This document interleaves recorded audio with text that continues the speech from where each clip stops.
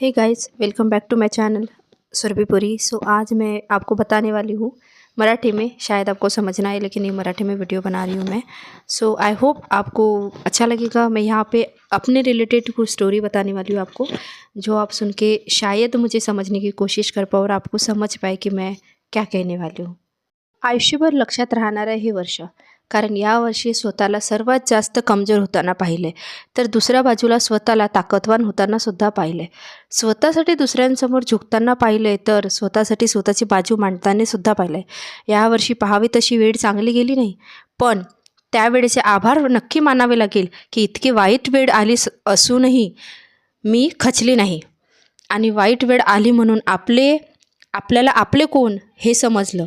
आणि याच वर्षी सगळंच दाखवून बसलात आणि दाखवून जातात की सगळ्यात महत्त्वाचं कोण आहे हे शिकवून जातात, की शेवटपर्यंत कोणीच कोणाचं नसतं आणि कोणतीच गोष्ट शेवटपर्यंत सारखी राहत नाही. 2024 हे वर्ष खूप काही शिकवून गेलं आणि आयुष्यभर लक्षात राहील असे हे वर्ष ठरणार होतं.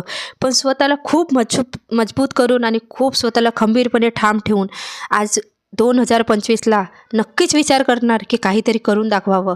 गेले आयुष्य 5 वर्ष किंवा त्यापेक्षाही जास्त वर्ष असे गेलेत की काहीच न करता, पण ठामपणे लक्षात राहील हे वर्ष आणि हे एक वर्ष खूप काही शिकवून जातं.